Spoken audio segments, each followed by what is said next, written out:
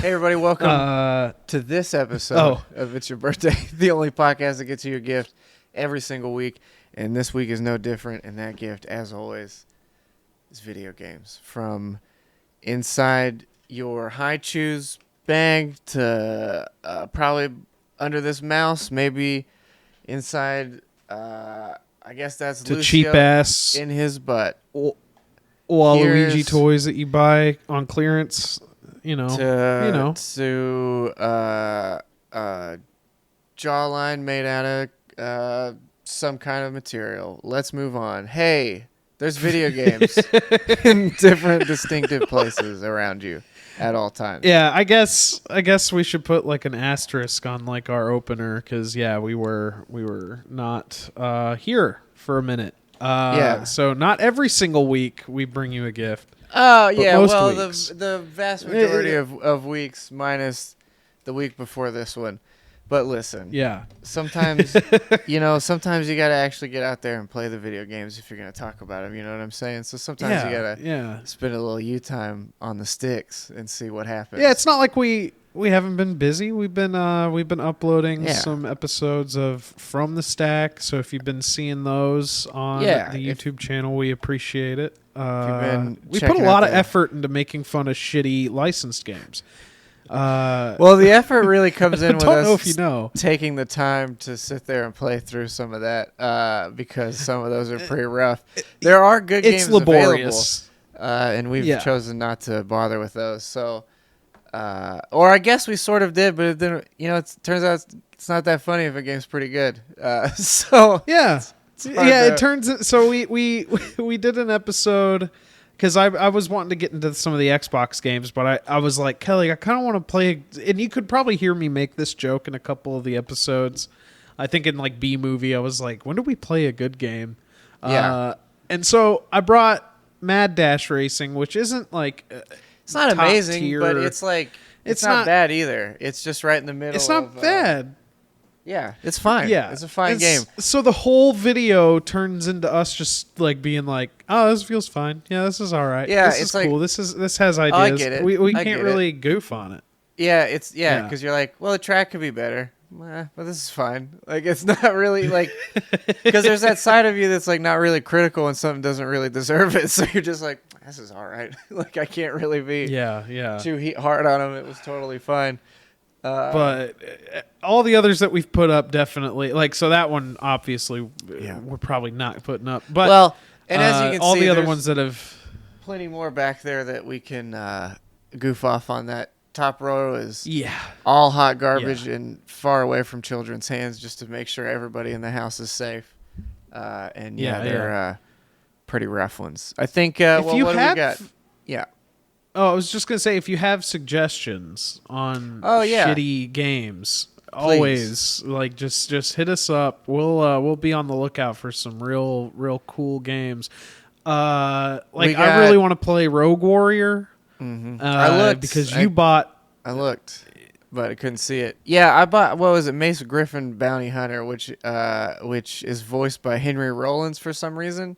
Don't you dare pull anything up on this game because I don't know what it is. So I better not be seeing no footage.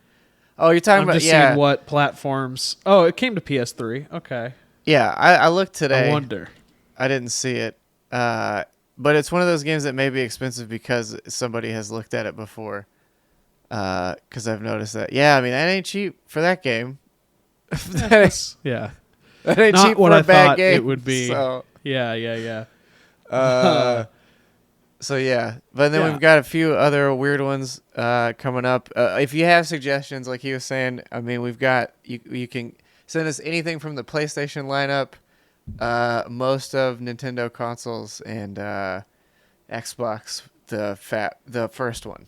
We've got the other one somewhere, I'm sure, but the first one is where we're landing right now. Yeah. We're kind of sticking in that generation for the time being, but I'm sure it's going to evolve, and we're going to dip our minds and toes into some weird ass games. They've been making bad games for a long time. Just the 2005 through or the 2004 through 6 window of game development has some of the worst ones I've ever seen.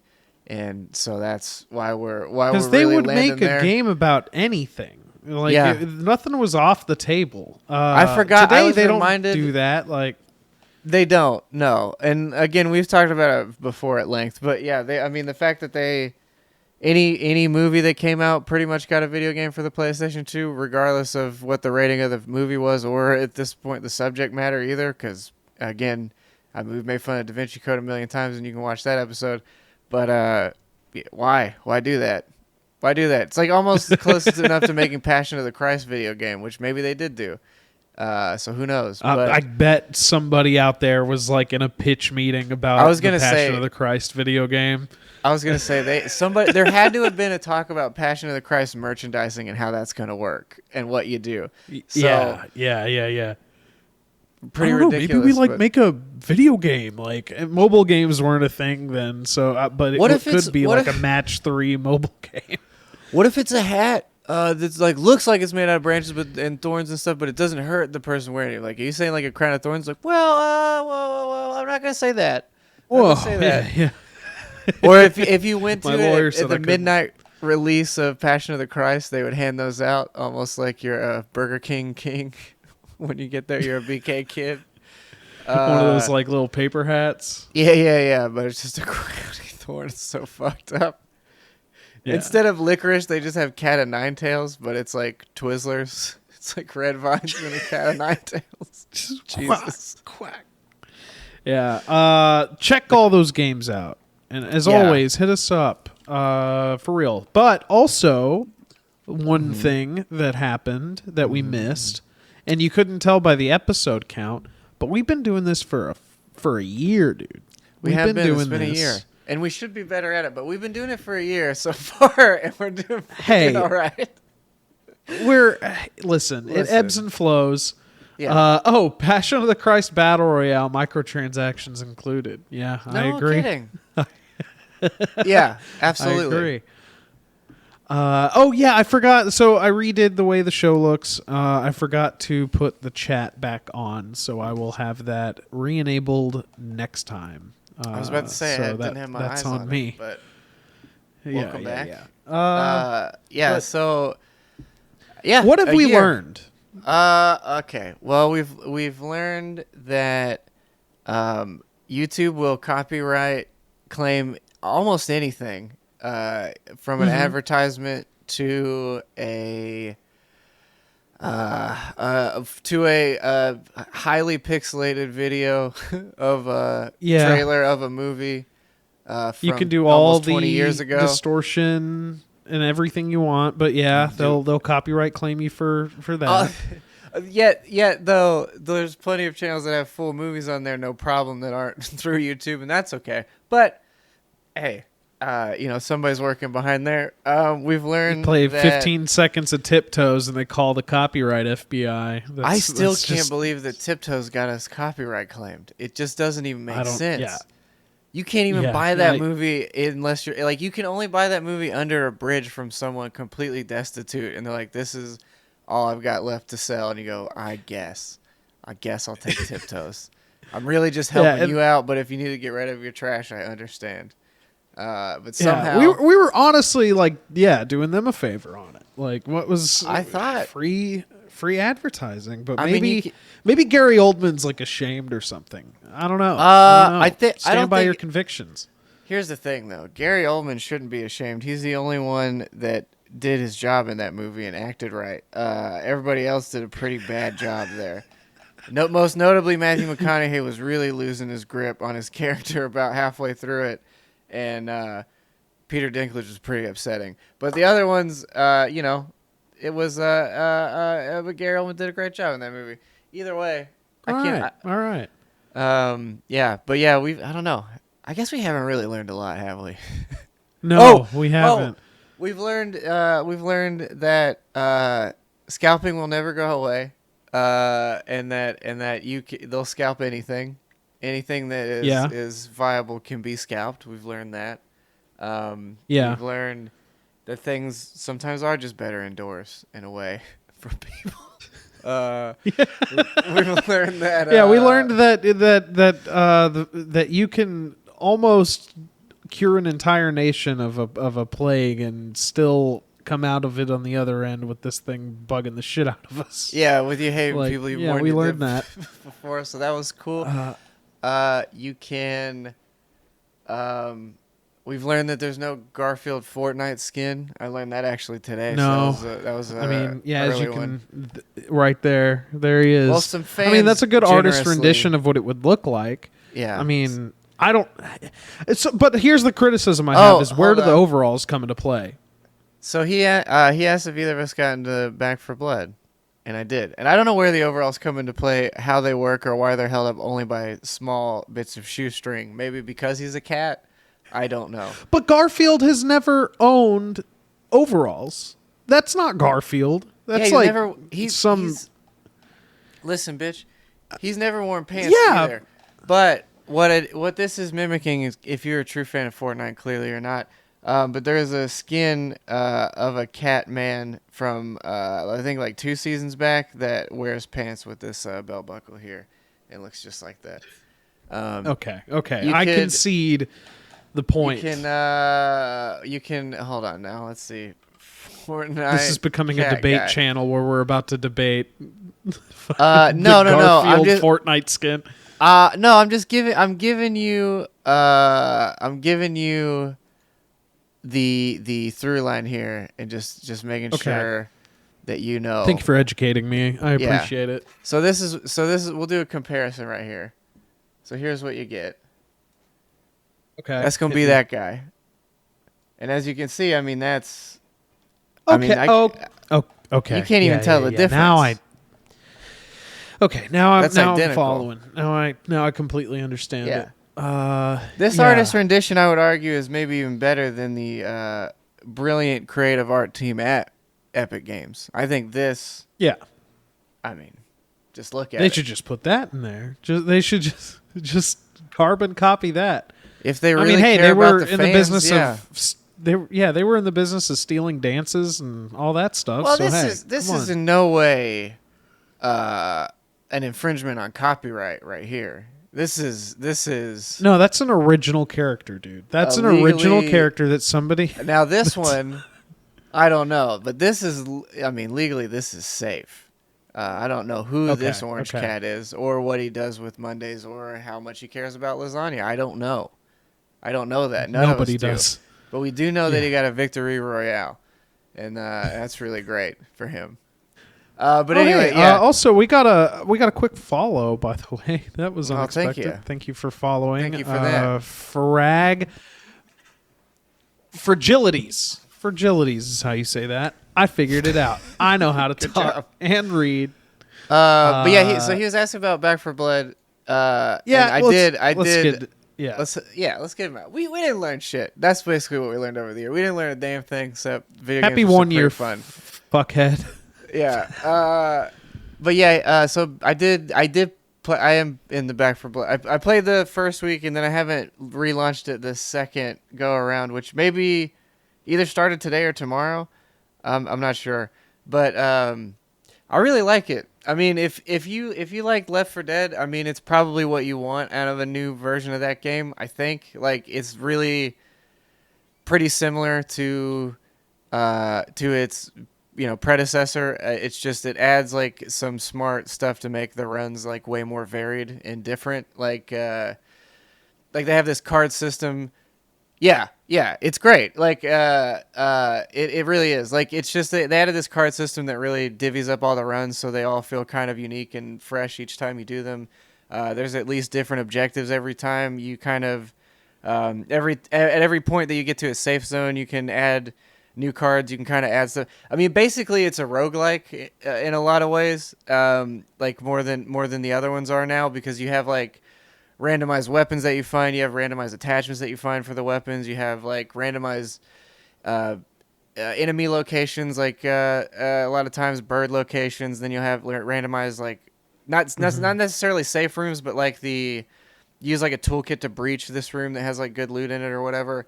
And then you're finding gems and stuff like that, and then you're upgrading or buying new cards in between each run that you then make a deck out of, so you can kind of keep going. So to me, I'm right on board, because it's basically Yeah, I get it. They're pissed that it's not exactly Left 4 Dead. No shit, But keep playing that game. I'll still say mod to it. that, let them try something else.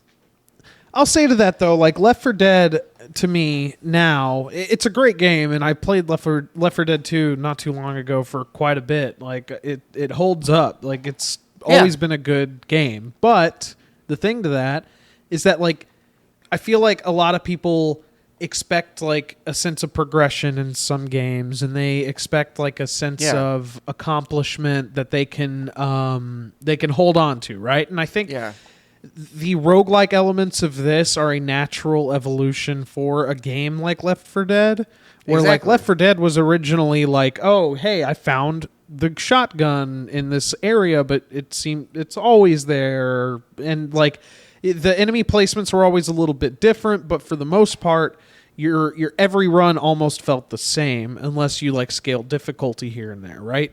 Yeah. So having like a more robust kind of loot system with like stats or like some bonuses around like this card thing they're doing, I think it adds a sense of like ultimate metagame and like just something to accomplish.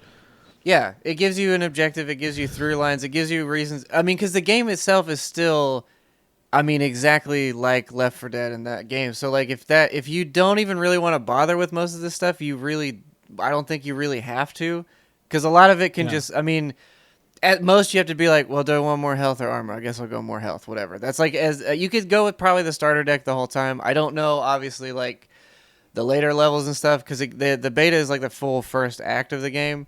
And so I've been through it, and like, yeah, I mean, a lot of people not even know what the fuck the game was, or never played the other ones or whatever, that like, cause you get, random groups of people. So I hear them talking, and, yeah, like they're able to make it through it just fine. So it's like, it's not really like you don't need to do that. And if you're there just to fuck around with your buddies, like it's the same thing again, but now this one gives you like incentive if you wanted to play more on your own time, or also like if your group wants to really get into the like, the more of the meta of like, all right, because there was a guy you can do builds now, which is crazy. Like this guy was like, all right, well, I've got this axe, but every time I hit somebody with the axe, I'm gonna heal myself, so I'm gonna just stand in the front and basically tank everything, because I'm just gonna keep smacking and doing that. So you have like, this weird, not weird, but like there's more of a class system that you can kind of create with the stuff that, like the cards that they give you, so you can vary it up a lot more. And then the characters also have like a stat to them, and then when you buy stuff at the menu, you can buy stuff for your whole group or just for yourself or whatever like that. So there's like, yeah, there's just a lot of stuff there that can keep you invested if you like it. There's like a full shooting range that you can go to behind the thing and test all the weapons and all the attachment combinations, so you can sort of go for a certain type of run if you want to. There's like a continue system, which is nice, so you don't like immediately fail out. There's like res points and stuff like that, so there's like things that sort of make it a little bit easier, but still are like you can't fuck up much or you lose completely. So it's like there's still something there. One thing I always liked about Left 4 Dead was like sound design. Like that was always the thing that stood out to me about Left 4 Dead, is like you knew like certain enemies were around the corner. You knew which kind of zombie was around, or like the characters in game there. With like, so like environment call outs, and like they'll just kind of have like ambient dialogue with each other. Yeah, and no, stuff. that's like, there. And anytime you ping something, it'll be like, there's a shotgun right here, there's an assault rifle, there's this ammo here, that same shit. That's all there. And then it'll be like, well, there's also some of the cards or challenges based around that too. It'll be like, don't scare any birds this run, don't call the horde this run, or some are like, leave the mission with the horde hot in your tail. So it's like you have to call a horde and then run to the safe house and actually all escape while you have like zombies chasing you or whatever. So the runs also not only like impact you, but impact actually the run as a whole. So it'll, what the objective is and stuff like that. And again, it's just like usually bonus money or something. So you can choose to not engage with that shit at all if you don't want to. Like the game is still just the same game. It just gives you more options if you want them. And so yeah, I get like, I don't get it. I don't get why people are pissed off. They have had Left 4 Dead for so long. I like, what do you want? They're trying, and they can't even do Left 4 Dead anyway, because Valve owns that license. So let them at least do their own, unique thing. And to that end, too, some of that stuff that you don't know, I mean, some of that could be design language that they have somehow patented at Valve or whatever, and they can't do it that exact same way, even if they wanted to or something like that. So just, fuck off. I guess let the game be whatever it is. Like, it's fun. No, I mean, at some point, I kind of agree that Go you play want a Killing game Floor, like if you want Left 4 Dead again. Just go play. Sure. I guess. I mean, Killing Floor is more like arena based, I guess. Yeah. But it doesn't have that narrative through line most of the time, but still, it's what I'll agree with is like don't get like crazy about it online and start like getting pissed off. But at some point, I do understand like the attachment people have to a previous game or like wanting something to feel more like a spiritual successor. But the thing is, so much though. I don't know how they wouldn't feel it. Like it's crazy. That's what I'm saying is it's crazy. I get that sentiment, but this one, from everything I've seen, and I haven't even touched it, it hits all those marks. So yeah you're like, no, you get right in there and you go. Guns feel good. Feel about this. They feel more accurate and better than they did, I think, in the original games by virtue of just newer engines and better understanding of how shooting mechanics work. But it's like. Yeah, all the smaller enemies are taking one headshot. They're going down. The bigger ones have they have like weak spots and stuff now, which is neat. I mean, I guess maybe that's something that would bother some people is it's like you can clearly tell where to hit the enemy, but a lot of them are so fast and aggressive that it's like you don't really have that's like what your hope is the hit is the weak, but they're moving and doing so much. But it gives more of an opportunity where it's like.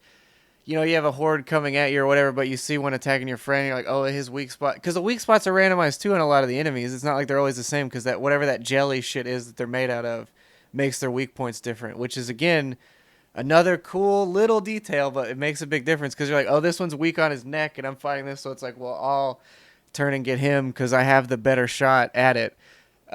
So it's like... Yeah, I don't know. It's super good, man. It's gonna be a cool game. I will say I've had a little bit of performance hiccup, at least in that first weekend. But I did tone down a little bit of the graphics. I think just because I think on the ultra wide it maybe took a little impact. But and it has DLSS, which is nice. And once I hit one of the monikers on there, I was getting like a steady 120 or something because I capped it a little lower.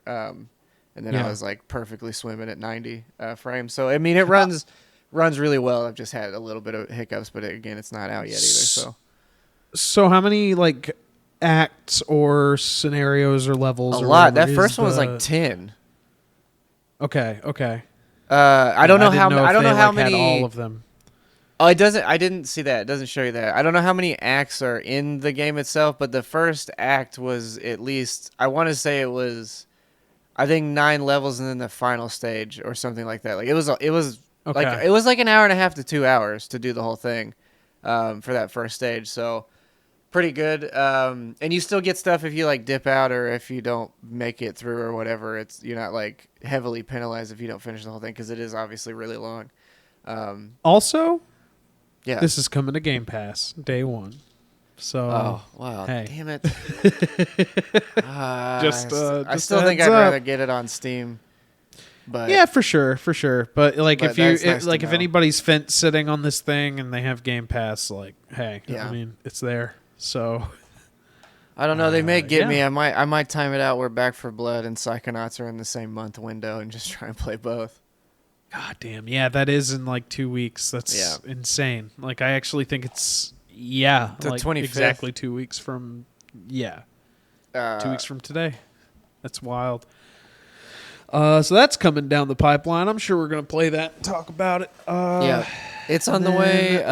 Riders Republic is on the way here pretty soon. There's quite a good bit. We're starting to ramp up for holiday stuff, so there's been quite a few more releases getting ready to come down through the old peep line. There was. Let me see what else. There's a couple other quick ones I know are coming. Gamescom is at the end of the month. QuakeCon is next week. QuakeCon at home. So there's going to be some announcements from Bethesda, I'm sure, or like little announcements. Yeah, we'll be getting a PS5 version, an Xbox Series X version of Skyrim, so that's gonna be great. Nobody can wait for that. Everybody knows. It'll now run at 62 frames instead of 60 frames, so that would be nice to get that extra 2 frames in there. And you'll still probably have to buy the DLC. What's up? Oh, I was just gonna say real quick before we get to like upcoming releases, I did want to talk. Well, that's kind of it. For right now, anyway. Yeah, it's gonna be a weird rest of the year. And we'll talk about something specific to that here in a little bit when we go over news. So this also hit Game Pass. And I think I saw this during some presentation. I don't quite remember which one. It may have been like the PC game showcase or so. I don't remember. But anyway, this is Starmancer. So anybody who knows me knows that I love this game called RimWorld. And this is almost doing the RimWorld thing, kind of. So I guess let me start from the top. It's a colony simulator, right? But you're like, say you have this like AI that you customize that's on your ship, and I guess like the whole point of it is that like you're trying to encourage humans to like build like a sustainable colony in space or something like that. Kind of light on what's going on there.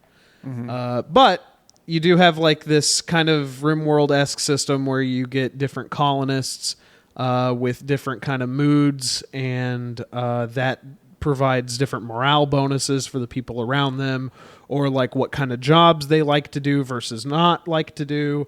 And so the game is a healthy balance of resource management, environmental management as far as like making sure oxygen is flowing through the station, and making sure that everybody's well fed, they have an area to poop, and it's got a bunch of cool stuff that you would want all the colony kind of sims to have. Like RimWorld, you have to kind of mod to get like the waste management and stuff if you want like an additional layer of stuff to simulation and yeah. So, but the thing about this one is that right now it's incredibly buggy. Like it's very, very buggy. I'll say I do like the presentation. The look is actually really nice. Like I don't know if this guy will do it in the video. But everything is like a 3D model except for the characters, I think. So when you turn it, like it actually does have this like really neat kind of 3D effect on the sprite work.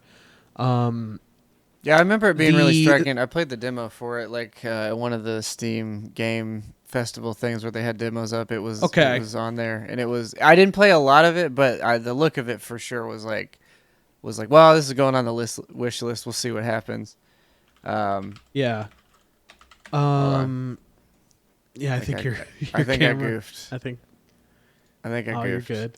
I should be back here in moments. Yeah, here we go.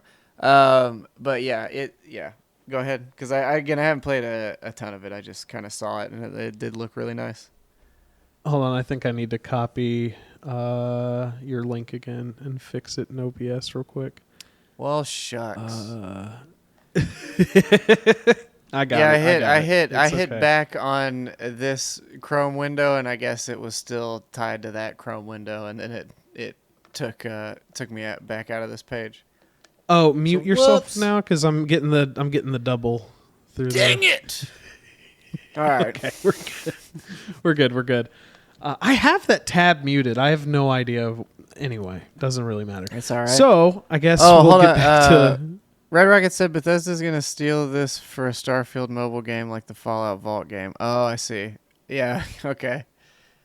Yeah, I mean... possibly, I guess. I doubt they're not going to even talk... I can't imagine they're going to mention Starfield. I mean, I guess they'll say the word Starfield again, maybe, and then... It's probably They'll show 5 more seconds, and this time, it's not going to be a tiny little continent of the next Elder Scrolls game. It's going to be the full map, and it's going to... go da-da-dun, da-da-da, da, and it's going to be just the Elder Scrolls in Starfield, and you play the Elder Scrolls in Starfield and that's what they'll talk about. And Starfield's not a real game. You just play. You just play an Elder Scrolls game. Yeah, well, it's their new version of the Bethesda launcher. It's just Starfield, so it's just sort of that's just their code name for their new launcher. So it'll be sick. You can pull any of those games up in there if you want. It'll be no problem. And you'll get to make like a sick avatar of yourself, but it's actually just a Mass Effect character creator because they just ripped it right out and then go, here you go. Yeah, Starfield is just a space travel sim where you play Skyrim while traveling the galaxy. Yeah, hey, I'm saying, don't mark my words, but don't take them too lightly either. Yeah, actually, QuakeCon will just be it's just gonna be Deathloop, I'd guess, and then they'll probably say something about Elder Scrolls Online because that's the only game they make, and then they'll like lightly mention that Fallout 76 isn't as bad as people thought, and they're glad people are still buying items in the shop as they sort of make a good story, some kind of, but not really. They're still kind of trying to get it going. Yeah, and then they're gonna bring Fortnite into Fallout 76. That's gonna happen. They did already. That was called Nuclear Winter, and they did that a while back. Did they announce that they're canceling Nuclear Winter? I think they announced that they're shutting that down. I don't know. It was if I'm honest with you, it was pretty fun. It's just the people weren't necessarily there, but it was fun. Like it was an interesting one. But I don't know. I don't know if they'll. Oh, Nuclear Winter just gives they're pulling it. Yeah. In September, you can no longer play Nuclear Winter. So well, that's a shame. Well, it's interesting because they initially added it as a beta test thing, and then people really liked it, so they're like, well, we'll just leave it in there. The problem was they tied a lot of stuff from the like rewards and shit into it, which is nice if you played it, but if you didn't, you're like, well, I can't get a lot of this shit that you like. Some of the more interesting items would be in the Nuclear Winter thing, I think, to try and get you to get in there. But hey, real quick, we went way off. Yeah. I'm with you on that one, Red Rock. I agree. But yeah, go ahead. Sorry. Oh, you're fine. You're fine. I just wanted to quickly mention this game. It's cool. It's really buggy. Missions don't kick off the way they should. Resource management's a little weird. Like the AI just kind of doesn't know how to pick things up and deliver them where they need to go. So I've had like the tech trees bug out where like they did research something, but the prerequisite wasn't like even if like I built the tier 1 thing, tier 2, like the requirements still said I needed to operate on tier 1. Didn't make any sense. But it's a 2-person team. They'll get the shit going. It seems cool. That is Starmancer. Check that. It's in early access. So of course every game is in early access. Well, now. yeah, they all are. Yeah, that's fine. Yeah. Yeah, I assume so. What else we got? What else you got? I guess I could mention I'd been playing a little bit of a bunch of just random shit. Yeah, like Fortnite? Like I haven't really Fortnite. Oh, the Ascent came out. That was the thing that came out. Oh yeah, that was last week. Yeah, I played a good portion of that. And I've been playing a lot of Tribes of Midgar. I could talk a good length about Tribes of Midgar, I guess. I guess we could quickly talk about those. We'll do the Ascent first, just real quick. Yeah, the Ascent's is pretty neat. I want a bit more out of its combat, but the world design is like fantastic. Like that game looks so cool, and they've really populated the world with like a lot of interesting set pieces, and they do a lot of good framing work that you don't normally see out of a camera in a AARPG. But they do a lot with framing certain sets and like sort of keeping your eyes at the interesting thing on screen, even when it's not the player. And they do a really good job with that. I just wish there was like a little more cohesion in like what needs to be done, and usually like a little bit more of making the map readable, because the map legible? Is like kind of a mess. Yeah, it's like kind of all over the place and doesn't really help guide you. Which is fine because the exploring is fun in that game because stuff looks so nice. But I would say like with that, I wish the combat was more involved so that when you get in fights while you're exploring, it was like more fun to do because the fights are just they're kind of like. I mean, you're kind of just shooting. Like you do have sort of abilities, but you really only get 2 at a time. And some of the abilities are really cool though. Oh no, they're great. I have one them, yeah. That just it levitates everybody in the air, and then the first one I shoot explodes and blows all of them up. So that's like the only move I need now. Is really the thing is like I just do it, and I'm like, all right, you're all dead. Yeah. Which so it's not that. It has a lack of cool abilities. I just wish I got to utilize more of them. And it also seems like slightly randomized when you get a hold of them, or it may be quest related. Because I know you could buy some, but I've found most of the ones. It's not. I think you naturally get some, and then some of the additional like more advanced or secondary options are in the store, but they're like really expensive.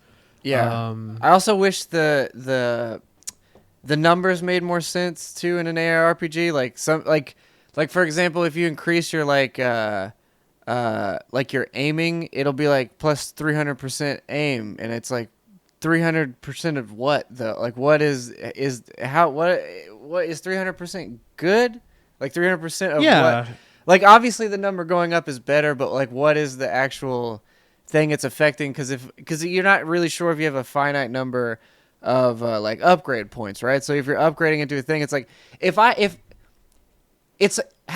how would you be more than 300% accurate? How would you be more than 100% accurate if you're if you're 100% accurate, you would be hitting the thing every time. So what is 900% accuracy? You know what I mean? So like what is the use of increasing this thing if I'm already like better than I even could imagine? Like if I'm at 900% accuracy, my gun should be firing at everybody immediately, and I'm not even present. Like it should play itself. Like I just don't know what that means. I guess just for me, like anytime I play some of these games and I see green goes up, I equip that. Like right, I don't know. Right, but that's kind of like a criticism that I have about the game is that like at least. In like it's not a traditional like ARPG that you would think of like Path of Exile or Diablo. It's really not a loot fest. It's like a twin stick shooter first and like kind of a loot game, statistic game second. Like it. Well, I don't know. I like the moment to moment action and like the clothing and like the biotechnical stuff that you're doing to your character. That all means something. The drops in the world. I think you get some powerful stuff and you can upgrade some stuff, but you end up like just having like 15 of the same weapon. Well, that's what. It is like you, and this is different than most of these games. So basically, what happens is like your whole purpose is to find the guns that you like and then upgrade those continually. Which because every gun you find of that same gun after that will be that good. So it's like if you upgrade a gun 10 times, every gun you find in the world will be upgraded 10 times if it's that same gun. But the thing with it is if you're always upgrading that gun, you're not going to really need another one of that gun. So it is weird that you keep getting that gun. But I think that's it, the use of that is to then sell it for other stuff you would want because you're selling an upgraded version of a gun. So you're getting more out of the same gun if you're finding the same gun over and over again. But yeah, to that end, there's no like special attributes on the guns or whatever. That's like generally speaking, it's like if you find that gun's always going to be the same. But if you've upgraded it, it's just a better version of that same thing every time. And then the gear is the same way, except I guess you find more better gear that does more for you than you. I don't know that you can really upgrade the gear in the same way. I can't remember. It's been a little bit since I've played it now, but.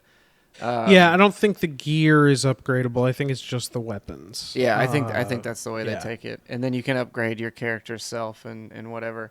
But it's very much a narrative game, though. I think instead of for sure of anything else. But yeah, the game itself, like of course, games come out and they're all early access. This one's like 1.0, but I know. I'm just kind of joking, but that's the thing. There were some significant like things that I ran into, and I almost feel like you don't even have to mention it at this point. Like just kind of growing pains of a launching game. But me and a buddy played primarily co-op, and we had a lot of weird like dropping out problems. We had The frame pacing issue was a little weird. It definitely runs shoot better barrel solo and than it stall. does in a group. Yeah. Large explosions would kind of lock the screen up for a second or so.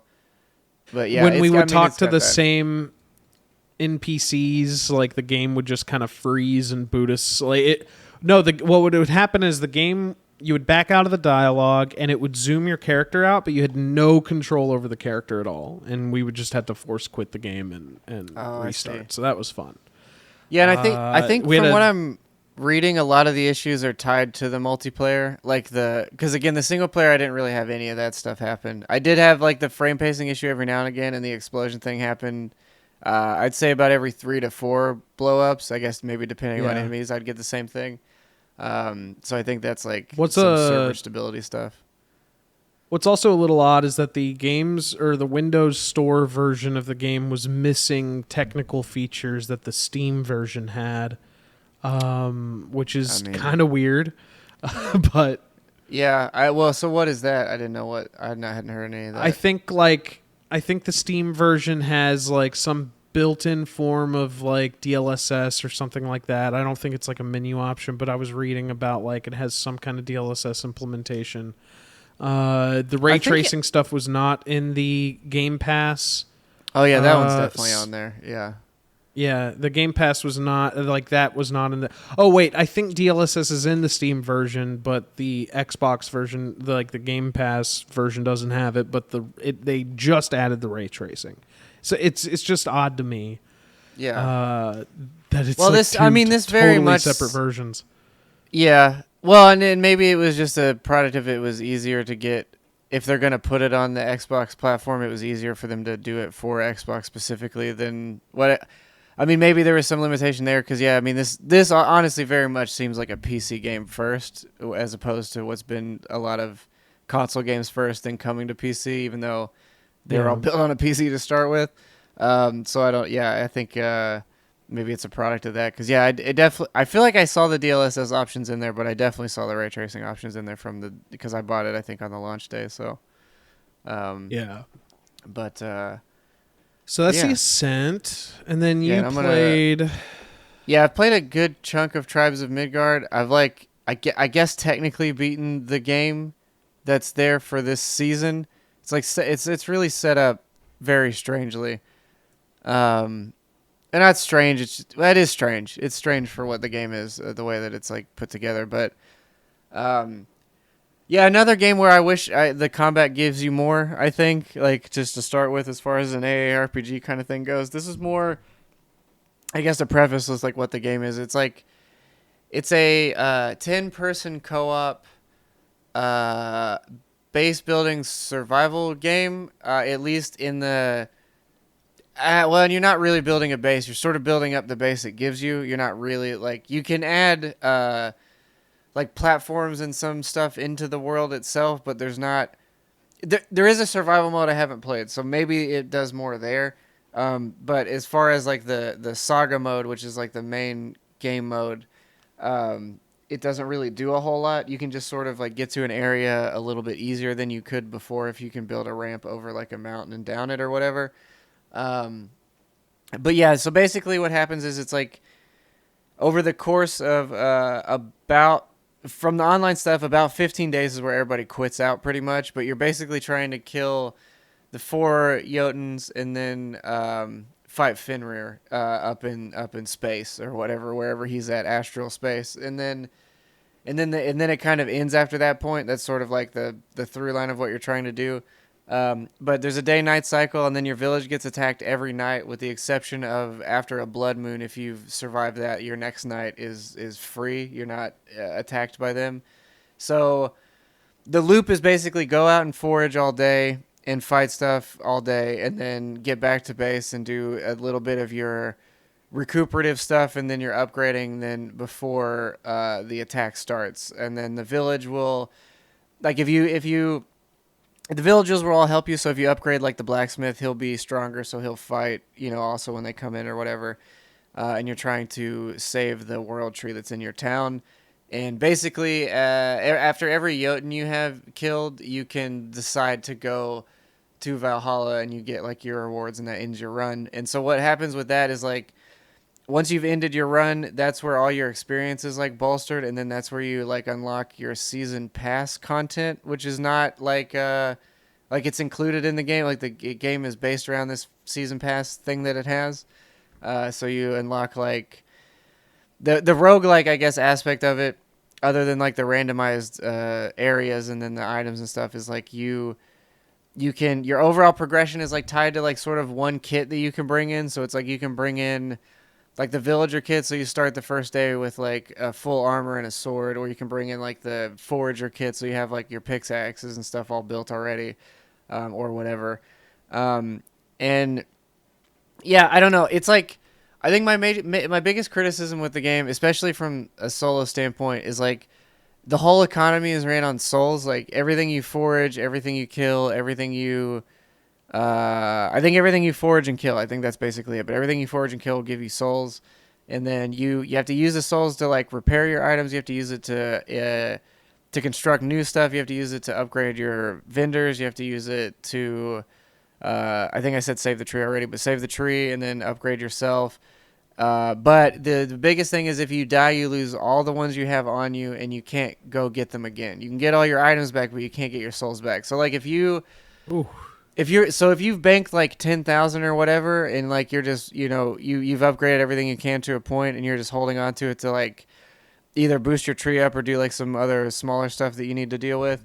If you lose that, that can fuck your whole run, and that's just it. So if you like die once, sometimes it's like, well, that was that. I've lost everything, or like if because there's no way to bank the soul even without if you give it to the tree, it heals the tree. It doesn't like hold it for you. So it's like you're using it to heal your tree.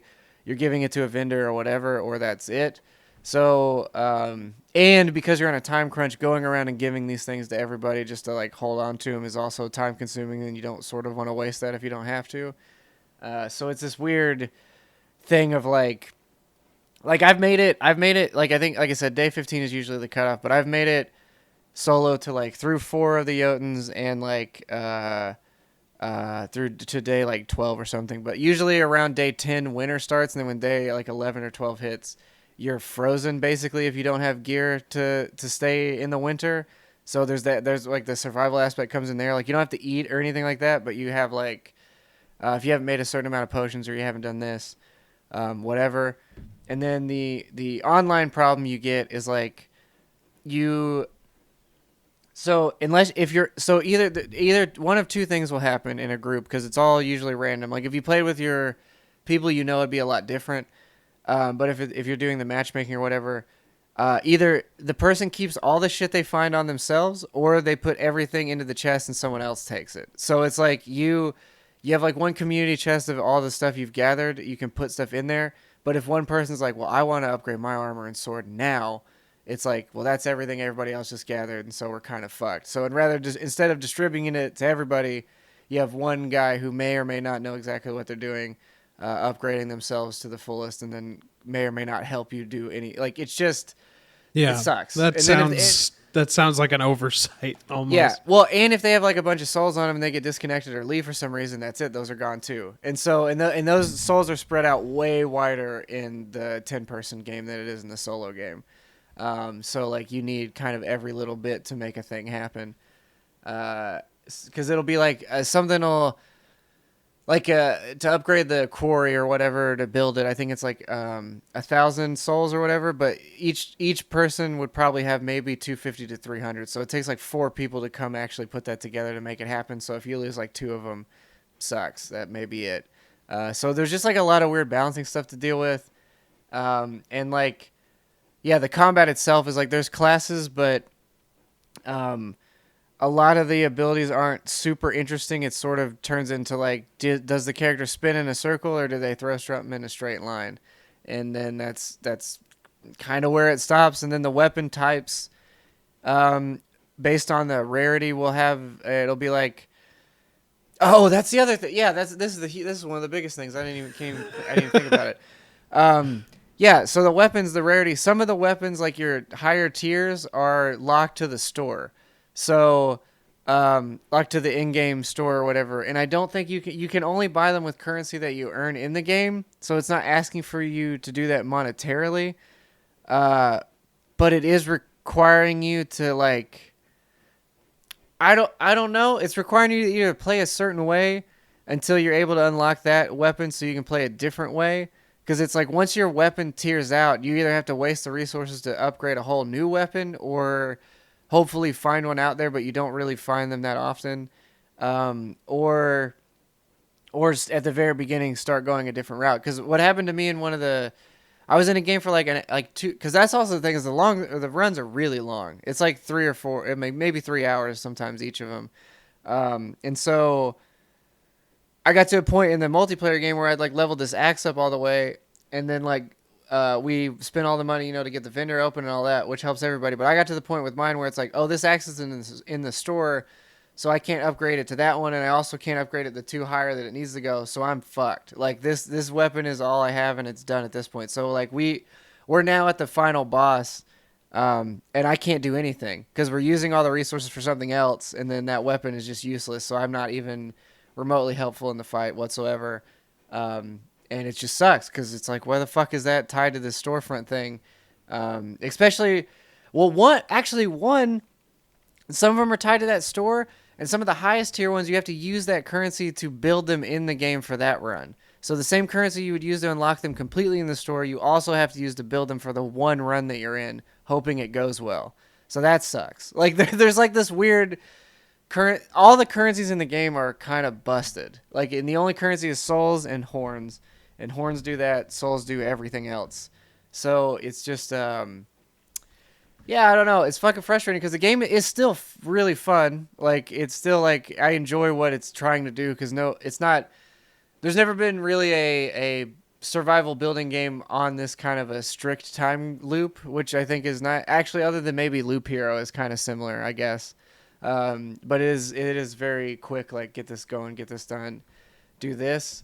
I'm gonna try, I think, the survival one maybe tonight because I still haven't tried it yet. And that, I think, there's an achievement for lasting 100 days in that game, so maybe that's like way different.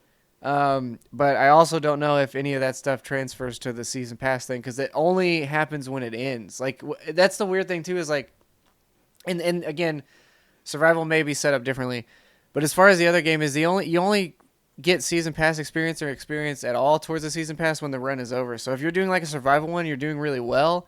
That actually like hinders your progression, as far as I can tell. Again, it may be different, but from what it looks like now, it would be that like if I say I play for 200 days in that game, which is like the equivalent of like a month or so, that other season pass I was working on may be gone, and then I get no experience. It's just a weird setup for how that's arranged. So.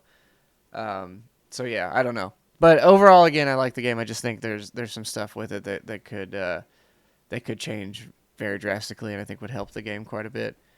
Oh yeah, also and that was classes, our quick dive into. Yeah, well, there's a lot to say about that game because it is sure. really. I'm kidding. Yeah, no, I know it is being facetious, but yeah, it is like. I don't know. There's a lot of really interesting ideas in there, and I think it runs really well. It looks really good too for the art style they've chosen. Yeah, I'd like to see what else they do with it. Oh yeah, the other thing too is the cosmetics kind of fuck up the game in a weird way. Is like, this is the last thing I'll say, I promise. But like, because you're trying to upgrade, you need to like keep an eye on where you're at with like your gear and your weapon, like as far as like the tier you're at, and since all those look different, like or if it's like this is electric defense, whatever. But if you wear cosmetics, you don't see any of your armor, so you never know. Like sometimes I'm like, oh, I went this whole game and I have the worst shield in the game. I didn't even think about it because the DLC shield skin or whatever that I'm wearing is like makes it golden with like bull horns or some shit. So I'm like, well, that's fine. Like it's just your brain doesn't even connect, and you're like, and that's obviously like my own hang up, but it's another thing where it's like. Yeah, I'd rather have like the visual read of like, oh, I'm not wearing shoes, or like I don't have this, or like you know what I mean. Yeah. I guess you would see it if you weren't wearing clothes at all, but yeah, and then again the stats aren't the clearest. But either way, I'm gonna Let's move on. Because I could go a little bit longer, but I should. Let's just move on. Yeah, I'm interested in it. It seems like a good game to play with the group rather than a solo kind of endeavor. So maybe if it drops a little bit or whatever, I'll probably be picking it up. It's $20. I think if it went down to 10 for what it is right now, that would probably be a more palatable offering. Or it's another. I don't know. I could see this game getting monetized pretty grossly too, though. At some point, I don't know that that'll happen, but I could see it happen, just with the way it's sort of already set up. Yeah. But yeah, I don't know. I enjoy it. I wish it was better. Same with Ascent. I really enjoy it, but I wish the game itself was a little bit better. Back 4 Blood's really good. I dipped into No Man's Sky for some reason because they're having another anniversary update, like their 16th or 17th. I heard about that. They just keep cycling those out. Yeah, so I started it over because it's been a long time since I started that game from the beginning, just to see, like, I actually think I don't even think I've started it from the beginning since they did their first major update. So I was like, well, let me see the tutorial of this game and how it is now, because that was really jarring the first run through it.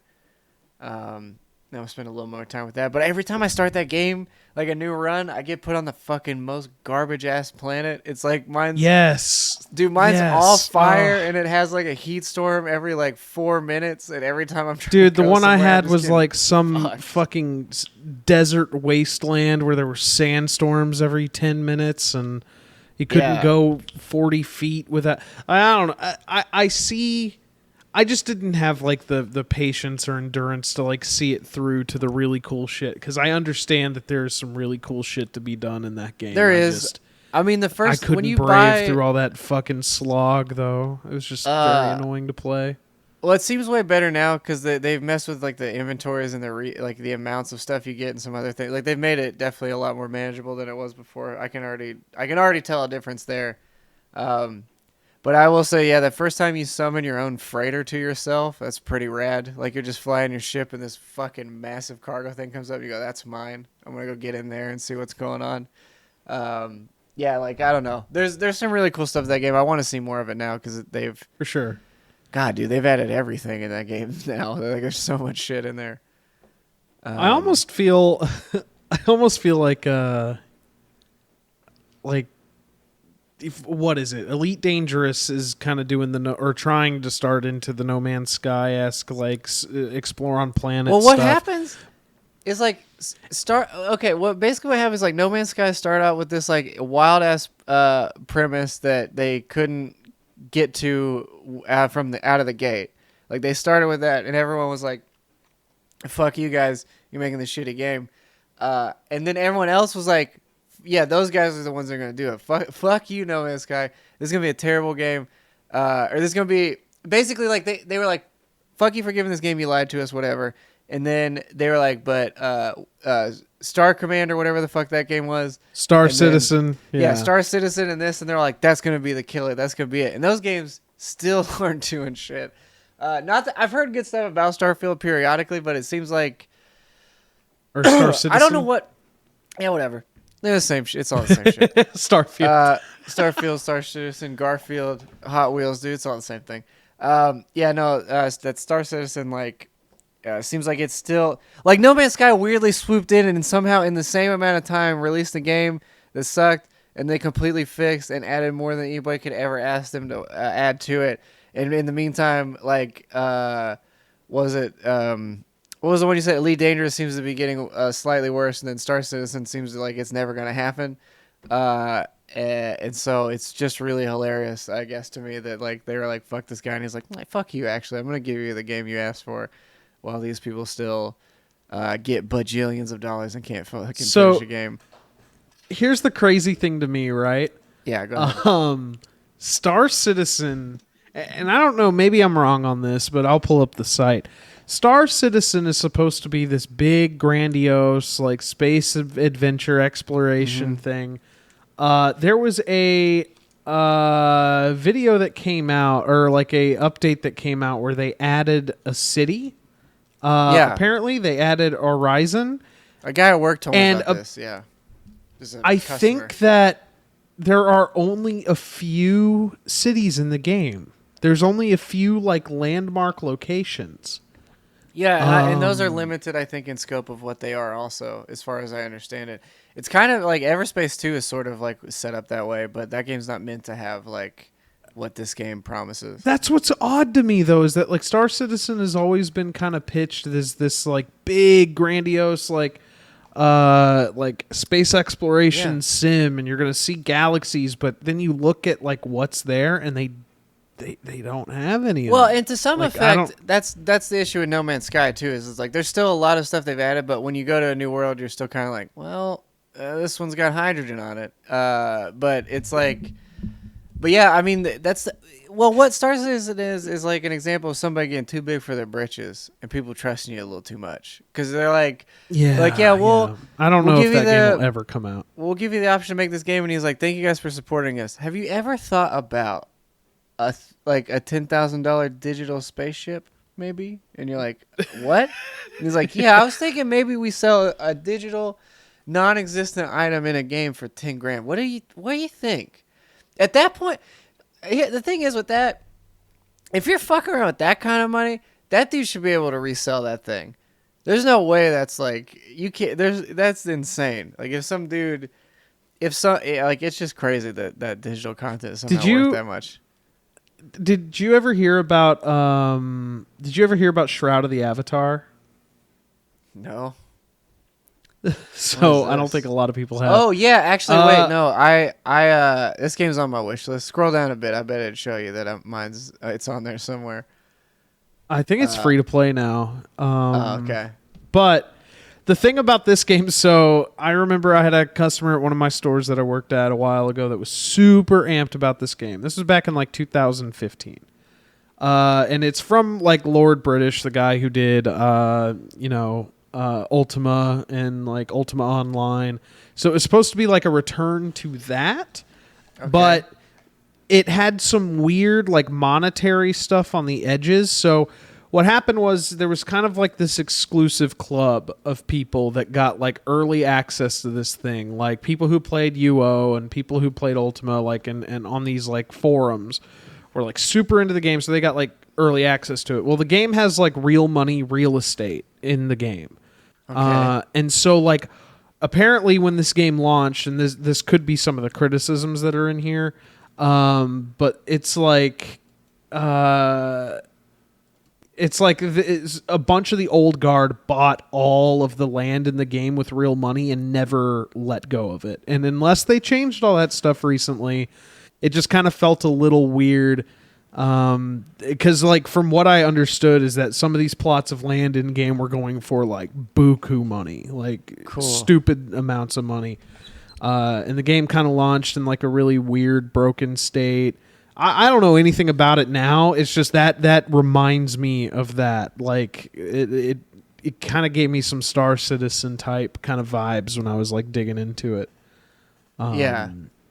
I like the idea of an MMO like that. Like I'm super into like the idea of Palia, like having like a social more like, because that's what Ultima Online like was. It was more of a social kind of like world, and like you met people and had like a profession and job and did specific things. Right. Well, I'm into that idea, but because I'm gonna be downloading this one right now because I want to know what that is. That looks ridiculous. Tell you what, I probably will as well. Yeah, not right away because I'm streaming, but yeah, sure.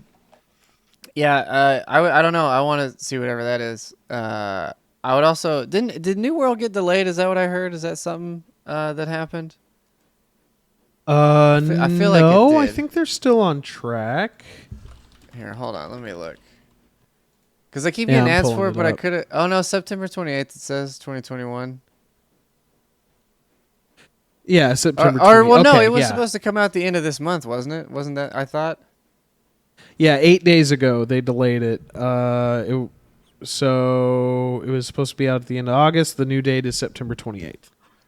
Okay, that's fine. I mean, because I think that there were in the testing more issues than they saw or thought, and I would rather them spend a little bit more time to polish that stuff out that people have noticed. Yeah. You can't launch a fucking busted MMO because with a new MMO, you got to get the people like right away or they're going to move on to the other thing. Well, see, that's why I thought it was weird that it got delayed because it seemed like everybody that I've talked to is like that was in the beta for it spent like 100 hours in that beta, even knowing all that shit's going to get wiped. So it seemed like a lot of the MMO guys that I keep up with on YouTube like were really into it. It didn't seem like they were paid to say that shit either. It seems like a lot of people. Oh yeah, no, I'm even just talking from. I haven't watched any coverage of it. I still don't even know what the game looks like. I'm just trying to hold off until it comes out. Because it seems like I'd be interested in playing it. But yeah, a buddy of mine, or a couple buddies of mine, two of them I know that were like both like, yeah, I've spent like X amount of time in this already. I don't know. It's real good.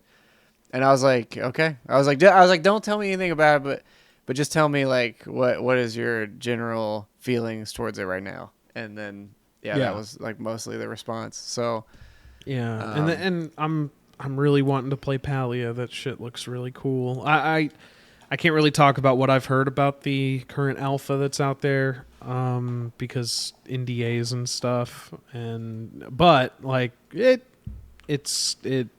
has a good framework and it looks really nice. So I really want to get into that. What is the name of this? Palia, Palia.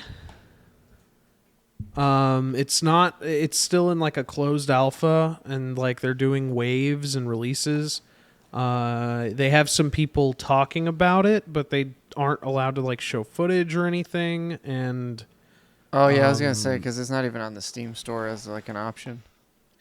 No, I think it's something separate. But yeah, I don't know. I'm kind of into that idea of a game like that. But hey, who knows? Should we? I mean, I'm good. I feel unqualified to talk about the Blizzard stuff. Like, I feel like everybody's I don't know enough about it. Yeah, I really don't. So I'll say that. Do you want like a crash course in what's happened? No, I mean I know they've had like crash course. Well, it was basically from what I've gathered is like Blizzard just turned into a boys' club or some shit, and then like people were just getting, mishandled, mistreated up there, and and they're getting sued by like California, like the state of California, like some worker commission thing is like putting them to task. Today they announced like specifically is suing them. It's like a department that works in. It's like specifically for like employee. Hold on, let me at least get that right. But they're being a Blizzard lawsuit. Let's see. Yeah, California state lawsuit. Let's see. Should we really dive in? Because I feel like there's people more qualified to cover this than us. No, I'm just saying, like, I don't know. It's kind of the big thing happening. I don't want to get way too into it, but it is disappointing. But, like, Blizzard has always kind of been on this weird trajectory as far as, like I don't know. They're one of those studios that almost feels like they've fallen from like a grace. Like Blizzard used to be so respected and like everybody like waited on every like bated breath of like a new expansion for WoW or like what's happening with Diablo 3 and I don't know. Like ever since the auction house shooter and that's what happens.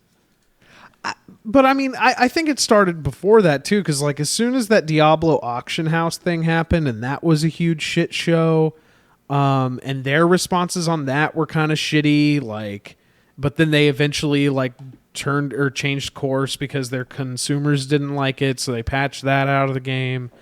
Well, then they fucked with like what was it, the Hearthstone kid that won, and it was like because he did some salute for his country or some shit. They're like, you can't win now or something. I can't remember it exactly, but I remember that being a. It was like Free Hong Kong, and he got like banned from the tournament, and they withheld winnings, and it's just been this ongoing snowball of just really shitty public relations, and then on top of that, like the internal like company is just like the internal structure of the company is just crumbling, and like I don't know, I just. Like, well, I mean, they got one of our friends Activision and then that was another big whoop. Is it's just like obviously a bunch of stuff shifted around up there after that, and then and some of the old guard are gone. Like yeah. So I mean, it's not been the same thing. It's like BioWare kind of had a similar thing, but they haven't really been in trouble for stuff. But other than like they there's just kind of they've been in trouble, but they haven't been. Theirs at the other end is like just the quality of their product has diminished pretty rapidly, I guess, for what they. Yeah, and I feel like making. people like if that hadn't been on the decline so quickly or like over the last few years, then maybe I would be excited about the Diablo 2 remaster thing. Like we have a friend who was asking us if we were going to pre-order it, but I just don't. I think if it, I don't know. There's just this big cloud of like I just don't really like anything that Blizzard's putting out right now. Like Overwatch was fun and I had my day with it. I don't find myself getting super amped about Overwatch 2. It has some neat ideas, but I just don't care. Is it an actual like I haven't looked at it at all because I really don't care about Overwatch even a little bit. But is it it's a new game, right? It's not like their messaging has been really foggy over that entire thing. Like, I was gonna say because if it's like rolled into the base game, like I would always have taken like a more single player game or co-op game out of that framework. But like if it's a completely standalone game, then I think I'm good. I don't know that I need it. Well, what they're saying is that like Overwatch 1 and Overwatch 2 multiplayer stuff is the same, and I don't quite get that. And like their messaging around all that stuff has been very weird, and I mean they announced this thing like 2 years ago, and so I wouldn't be surprised if some of those plans have changed, because they're like reworking heroes. They're going to be releasing new heroes, so those heroes come to Overwatch 1. And I could be talking out of my ass, and they've done like a huge blog post and answered all these questions recently, but as I mentioned, I just don't care. That's just fair. can't find myself to care. Yeah. I mean, I'd like today, to play Diablo 4. I don't really care to play the second one again, but I would like to play the fourth one, just because I like the third one a lot. But Diablo 4 might be cool, but I'll also say this: there's a lot of companies doing the Blizzard game right now, and they're doing it better. Like, there's so many companies like doing those exact same genres of games, and I just think astronomically better ways. And then the other thing is that I was gonna say that like Valorant seems to be the better one of the two, but they're also that company that also got in trouble for that stuff already. Also, so I don't know. Yeah, Riot and Blizzard, they're just two notoriously, and Ubisoft. I don't know, man. It just I don't know. I honestly I would not hate to see. Actually, big publishing just completely diminish. Honestly. But but there's also that it's that thing though is like you do. I mean, the way that it's structured has to change. But I would say like if you lose those companies, you do lose like a lot of the AAA work that you get. I guess if a lot of those companies go away, not that that's all been that great and it's been a lot of by the number stuff for quite a while. But it's the funding I think that is the important part that makes some of that stuff good when it is good. So sure. Hard to want to lose that, even though again, the way they do business probably needs to change. I was gonna say, speaking of companies that have been in a lot of hot water, but some maybe good news. The guy that the lead from CD Projekt that did like the combat lead for Cyberpunk and for The Witcher 3 left to the Fable team. So he's going to be in charge of combat and stuff and some design in the new Fable game from what it sounds like. All right. I'm into that. So that could be good because I mean I didn't love The Witcher 3's combat, but I think when they did the overhaul it was much better. And Cyberpunk's combat for the most part worked really well. It's just, some other issue, that game had other issues I think, but the combat was fun. It felt good to do most of the time. Yeah. So yeah, and I would love it if the Fable guy would just pull a shotgun out of his belt and just blast. Yeah, through a wall. I guess. For the indie showcase, because these are the only things I really care to talk about. Yeah, I mean we are at an hour and 15, so we can go over the indies if you want. but we should do it maybe quickly-ish, I guess. Yeah, for sure. I only wanted to talk about 2 games in this showcase Yeah, that I care to talk about. Boy, this is the only game I care about at all anyway. Yeah. Give me that Jet Set Bomb Radio Rush, 3, dog. Cyberpunk. This shit looks so good. Made by Team Reptile. They did Lethal League Blaze. Dude, I'm very amped for and this. like I Jet said, Set Radio Future is one of my favorite like original like Xbox games. Now listen, and it can't be understated, but as we mentioned in Discord, is like they got the composer for Jet Set Radio Future for this game, and you can clearly tell he's working with him because if you listen to it and you hear it, you go, yeah, yep, that's the same guy, and that's what you want. That's what you want. Go ahead and bring it on. If this is all Switch footage, I'm good then, because I'm glad that it's actually like it seems like it's running pretty well. Because I think I maybe would want this. I would take this portably. I would also for sure. I would also take a physical version of this game because I like it. I like this. I like this. I do also like the varied like traversal that this is offering versus Jet Set. It looks a lot more fluid, but it still kind of has that like. Dude, this almost looks and I don't know how it feels, but I would imagine it feels pretty close to that original game, and maybe like a callback to like that Dreamcast era. I would say. I mean, I don't know, it feels way. It would looks to me that it's way more in line with the second game than the first one, because that first game's like pretty robotic in a lot of ways to how it controls. The second one is definitely more freeform and fluid, like that is. And it looks great. I wish it was coming out this year because I don't want to keep waiting to play that game because it looks right in my fucking eyesight. But I want to play that game. I want to play Riders Republic too. I want some more stream. I want some more stream shit. Yeah. And then I don't feel like I'm too qualified to talk about this game, but Axiom Verge 2 got surprise release today. Which is kind of a big deal, I guess, because the first Axiom Verge was like a big surprise as far as like where it takes the game, like story wise and like kind of exploration wise. It seems like this one has a little bit more of a melee focus than the first one does. The first one does go into some fun, kind of fun detours, but it is primarily like a Metroidvania, like shooter kind of. Mm-hmm. But there's some real weighted story there that was pretty decent. I didn't play all of Axiom Verge, but I got pretty far into it. But Axiom Verge 2 does have like a really cool looking like style.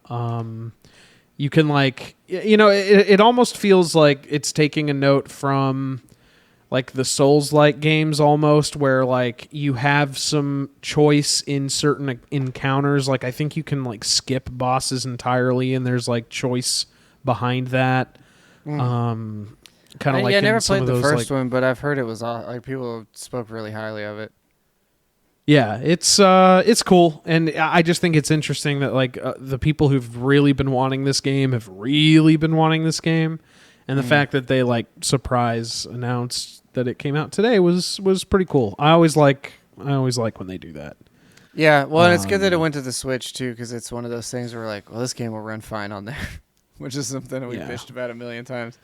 I pulled up the first 15 minutes and it doesn't look like a whole lot's happening. I was like, I don't know if I would play this game to be honest, but I get. It seems neat enough. I mean, it seems like up my alley in a lot of ways and not in a few others, but I'd like to see more of it before I would pick that up. But yeah. But I also taking a note from those Castlevania and Metroid games, you know. Well, I like those a lot, and yeah, I mean, because a lot of roguelikes are set up that way too. But I would say the other ones I would note is they're making a Metal Slug Tactics game, and I'm all about that idea. They did show that. I think we talked about it when they showed that last time. Yeah, we may have. And then Eastward is one I'm super excited about because I played another demo for it like a year or two ago on another Steam thing. At the time I wasn't sure it was going to get a Switch release, and it's cool that it is. It's actually like only coming to Switch and PC, which is rad. Slime Rancher Portable is out today also. I guess Slime Rancher for the Switch is out, which is cool. That game's fun in its own right. This game also looked pretty cool. Yeah, actually, this was like one of the better ones they've done. To be honest with you, there's a lot of good stuff in this one. But like I said, we're ramping up towards Christmas, so we gotta start getting some more interesting stuff out there, some more interesting showcases. Yeah, yeah. But yeah, this is, I don't know, photography ass game. I like the look of it. Yeah, it looks but great. Yeah, this one looks cool. Yeah, this looks really cool. It kind of reminds me of Sludge Life, but like not gross. I do like it. Does feel like it's going to be like these little dioramas that you just kind of do stuff and discover in, and there's going to be a lot of like little details. I don't know. I kind of like that, like just poking around this every seems inch rad. of it. Have you seen that Lego game that's like this, sort of like this? It's Yeah, like I want to get that on the PC. Yeah, I don't know if the it's ray tracing stuff looks good.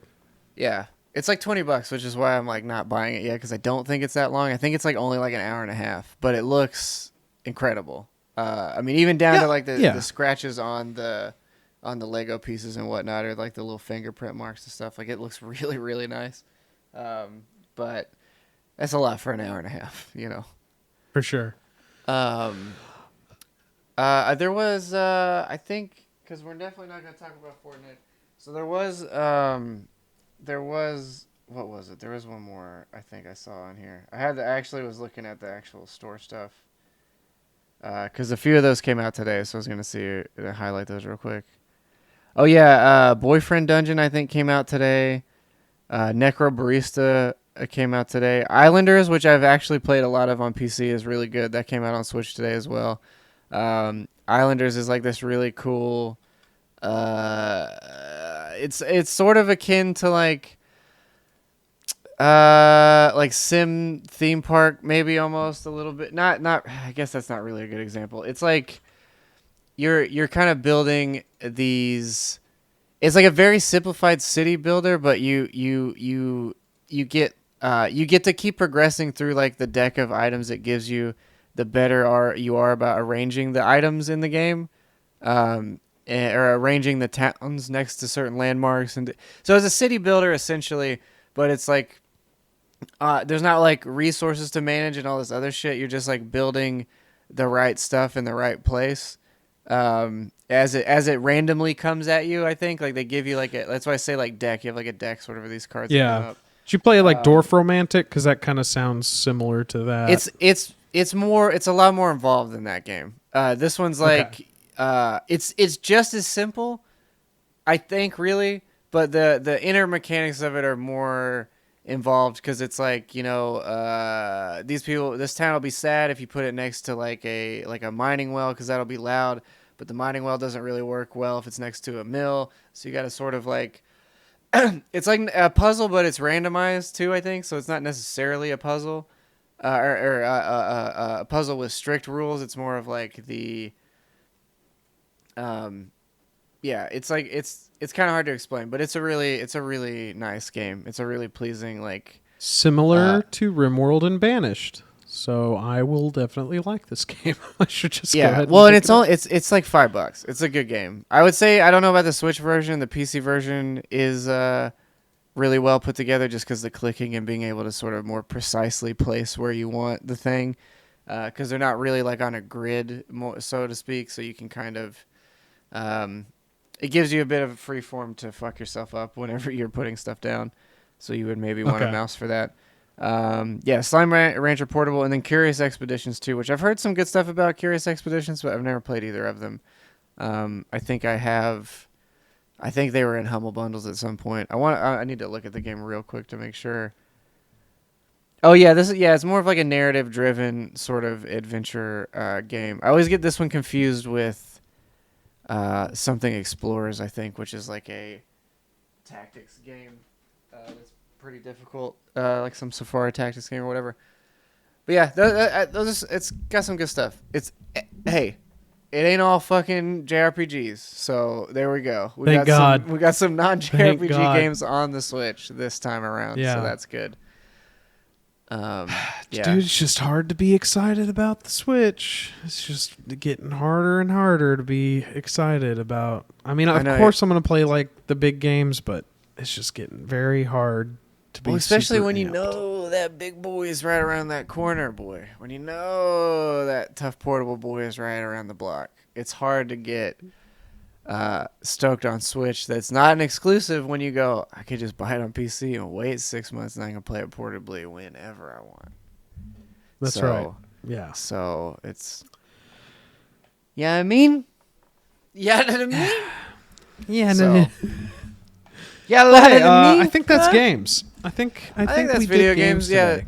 Sorry for a little bit of a weird, wacky week last week and this week. But we've got some stuff going up. Spy Hunter will be coming up. This will be, well, weirdly enough, Spy Hunter will be coming up the day before you see this. So no real reason for me to tell you about that. It's already there, but you should watch that if you haven't.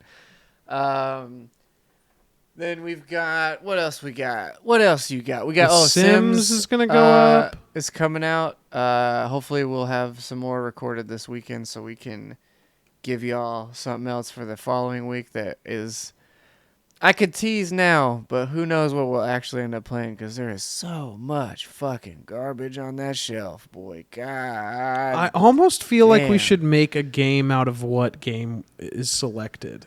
Yeah, I agree with you. I've thought that too. I've wanted to do that for a long time. I've been trying to think of how you make that work. If you draw out of a hat, if a spin wheel works, if you just start with a letter of a game, if you do the problem is we could say genre, but we don't know on these. Although if it's got a movie title, chances are it's a platformer where you drive a car sometimes. But I don't know that. But yeah, we should figure out a way to randomize it because that would be nice. I would like that. For sure. I would like that. Because, yeah, looking at the whole thing is daunting because it's like, fuck, well, we could do this or we could do this. Look, I mean, it goes to the... That's to the floor. Yeah. And that's not even counting... We're not talking about... That's not even because, I mean, there's the Switch stuff and whatever else. That's all over here. We also got... PlayStation Now, there's some dumb shit on there. I mean, I got the GameCube over here that we could always fuck with. Got the GameCube over here. This Steam library ain't getting any damn smaller. So, I mean, come on. Yeah, there's a lot. We're gonna be playing some shit. So come watch. Maybe eventually we'll get into streaming some of that stuff. Who knows? But for now, we're just doing the recordings. Yeah. But hey, Shroud of the Avatar Forsaken Virtues free to play is downloaded, so piss off everybody. I gotta get some land, some digital. Oh yeah, and also, I mean, we played Fortnite, but not important. We can talk. We played a lot of it, yeah, and we'll talk about that next week when we've had time to heal. But we played a fuckload of that, huh? Dude, that could have been our whole episode because I have a lot to say and I feel ashamed. I feel ashamed in a few different ways. I feel slightly embarrassed, but at the same time, I don't because I've been with that game the whole time. Now, not the battle royale. I think you feel vindicated, but at the same time embarrassed. Like I think that's because you were there the whole time saying, "Dude, you should play Fortnite. Dude, you should play Fortnite." And I was like, "Yeah," and it was like low. It was like a mild joke, but there was a lot of truth in it. Like you should play this game. Like it's better than you think it is, and like. And with the Save the World, I've sung its praises for a long time because it's always been really fun and really interesting. I just wish they would do more with it, as I've said a million times. And as anybody in the community that still plays Save the World or is just starting it, it feels like you should do more with this version of this game that you have. And hitting level 50 something in the first 4 days of getting the battle pass. Later, yeah, which these kids are like, you chump. We did. I did get that robot last night, dog. I got that boy now. That stupid skin that we don't. If you're down, it doesn't matter. If you're down, we should do a few games after we're done here. Yeah, do a few of those after we're done here. Yeah. Not that I care, but yeah, I don't care, but yeah, doesn't matter. Yeah, I guess whatever. We'll talk. We'll talk more on that next week. All right, yeah, we'll give you the full Fortnite synopsis since it just came out next week. We'll let you guys know about how you want to hear from two middle-aged men almost from Texas tell you about Fortnite. Well, that's one from Texas, one from the fucking woods, and let him tell you something about this child's game. Yeah, you're right. Born in a deer stand out in the fucking woods. I was born in a damn truck stop, dude, out of a can of Skull that became sentient. Some trucker jizzed in, and here I came. We'll have something to say about Fortnite, this kids game with Ariana Grande, featuring Ariana Grande. Yeah. Which ironically was the through line of how we started playing that game. Anyway, boys and girlies and boys and girls, we'll see y'all on the next flippity flop. Thanks for, thanks. Hey, thanks. Thank you.